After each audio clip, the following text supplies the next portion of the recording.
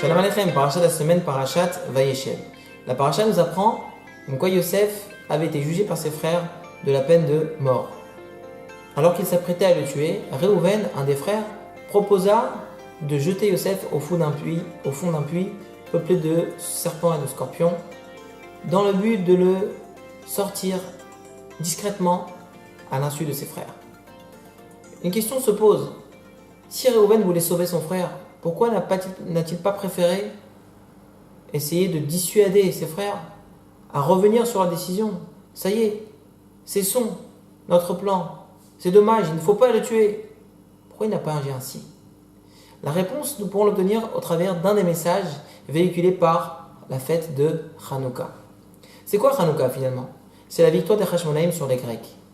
C'était une victoire physique certes, bien plus encore, une victoire à titre spirituel. En effet, les Grecs voulaient assimiler le peuple juif, voulaient les plonger dans toute la mentalité grecque, d'ailleurs de façon progressive, tel qu'on peut le voir dans les lettres du terme Yavan, qui signifie la Grèce. C'est finalement la même lettre qui se prolonge un petit peu plus, Yud, Vav et Nun Sofit, comme pour dire que cette impureté, ils ont voulu la créer au sein du peuple juif de façon progressive.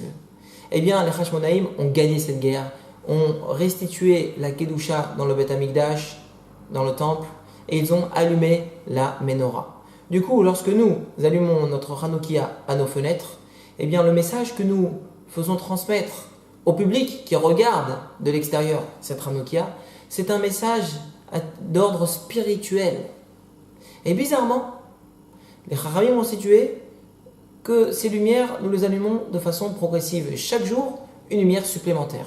Comme pour dire que si tu veux faire véhiculer un message spirituel à autrui, il faut qu'il soit de façon progressive. Si tu veux faire tes chouvas à ton ami, tu ne peux pas lui dire il faut que tu fasses Shabbat, tu manges kasher, taratamish pareil. Oh, il va exploser.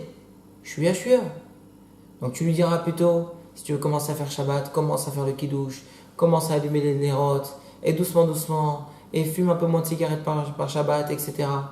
Pareil, pour étudier la Torah, tout de suite, la yeshiva, non, doucement, commence à tuer une petite demi-heure, ensuite 3/4 d'heure, ensuite 1 heure, et ainsi tu pourras faire progresser autrui. Et c'est pareil pour nous-mêmes, lorsqu'on a envie de grandir dans la Torah, les mitzvot, finalement, on se doit d'avancer de façon progressive.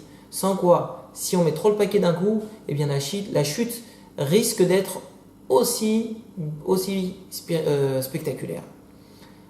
Donc, pour revenir à Réhouven, voilà pourquoi Réhouven a préféré donner comme conseil de jeter Yosef au fond d'un puits, plutôt de dissuader ses frères à renoncer à leur plan de vouloir le tuer. Pourquoi?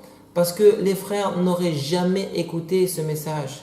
Parce qu'au moment où ils vivaient cet événement, ils étaient sûrs qu'il fallait tuer Yosef. Donc ce message ne serait jamais passé. Voilà pourquoi Réhouven voulait, de façon, comme on l'a dit, progressive, essayer de convaincre ses frères.